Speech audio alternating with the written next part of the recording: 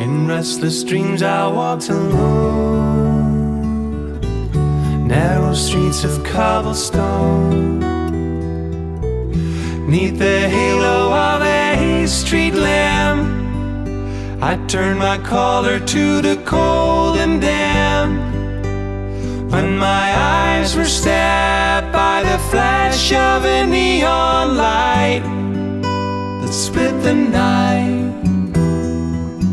and touched the sound of silence, and in the naked light I saw 10,000 people, maybe more. People talking without speaking, people hearing without listening, people writing songs